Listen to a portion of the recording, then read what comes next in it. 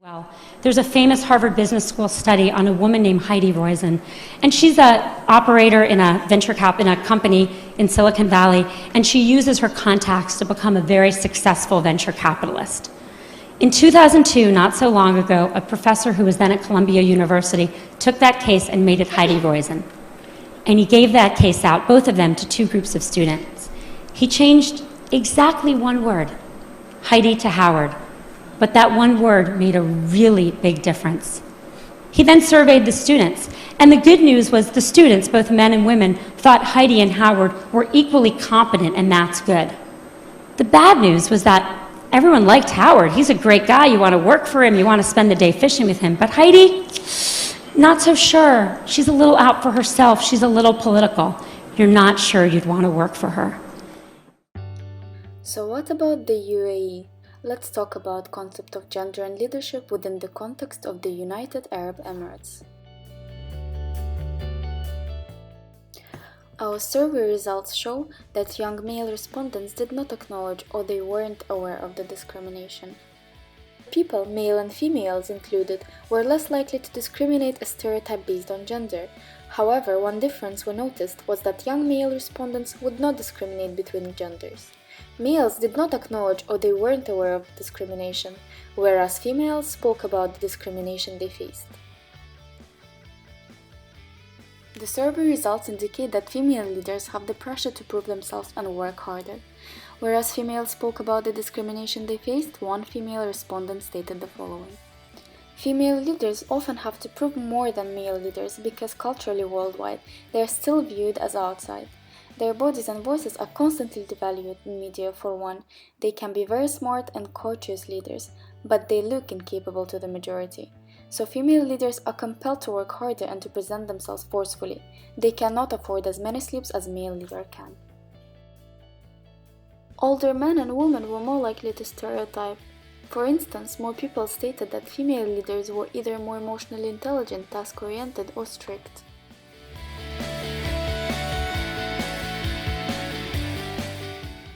Based on the evidence, it shows that there are differences between male and female leaders.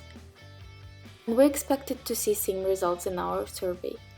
However, after conducting the study, it showed that 58% of the individuals that took the survey gave positive feedback to female leaders in comparison to male leaders.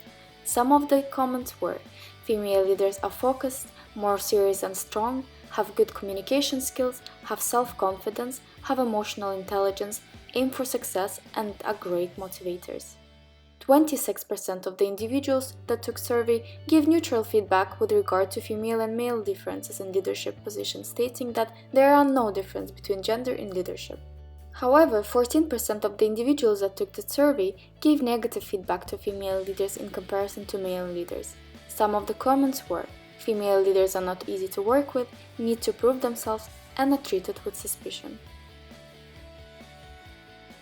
Based on the evidence, communication is important for a successful business, and managers that are easy to talk to often help facilitate communication, which leads to a successful business. So after looking through the survey result, it showed 53% agreed that communication between managers and employees is good, 43% agreed that managers are available and approachable, 53% agreed that managers incorporate feedback from employees in decision-making process. Based on the article Gender and Leadership Style, a meta-analysis, evidence shows that there are differences between male and female leaders. In order to understand what the differences are and whether they are good leaders, we added a list of factors that contribute to a good leader and compare between the genders. Male leaders scored highest in the following characteristics: self-confidence, intelligence, and emotional stability, whereas female leaders scored highest in the following characteristics: intelligence, creativity, and ethics. Male leaders scored lowest in the following: dominance, creativity, and enthusiasm. Female leaders scored lowest in the following: wisdom, dominance, and emotional stability. After establishing the differences between male and female leaders and understanding the characteristics that each possess, we would like to further interrogate the effectiveness of male versus female leaders. In comparing both results, it showed that the interviewers had the general agreement of their effectiveness as being equal between both genders. In our survey, we connected job rank to education level, and we found that having a higher level of education does not necessarily mean a higher job rank in the company. Evidence shows that not all higher education facilities provide students with good leadership skill, so having a higher education does not mean that the person would be a better leader. To elaborate more, our results showed that respondents with master's degree are in middle management, whereas people with bachelor degree are the owners of the organization.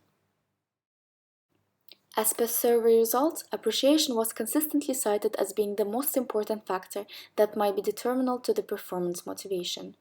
As seen in the graph, lack of appreciation ranked the highest, and monetary rewards were the least cited in demotivation at work. Appreciation and recognition is the most rewarding. We also compared extrinsic and intrinsic values. Doing something because you enjoy it is called intrinsic motivation. Doing something for the purpose of obtaining an external reward or outcome is called extrinsic motivation. We offered the respondents to choose an opportunity to improve their career and an opportunity to improve their skills. Advancing in their career is seen as more rewarding than investing in their skill or capabilities. The end result was more preferable than investing in the means to achieve it. They want an easy way to obtain the end result. Based on research and evidence, there is a positive relationship between performance appraisal and employee performance. The data show that many organizations focus and implement the idea of feedback to ensure that employees are able to improve their performance. Moreover, it's also shown that in many organizations, this process of feedback is a two-way system where their employees also are able to provide feedback on the organization and their colleagues. Based on the evidence, most organizations tend to evaluate and reward employees based on the observable aspects such as results, meeting business goals, rather than on dedication and hard work, which is why, as part of the survey, individuals were also asked to mention how performance was actually evaluated and how it should be evaluated. The results revealed that 46% of employees said that they were evaluated based on results and outcomes of tasks, and 21% were evaluated based on work ethics such as punctuality.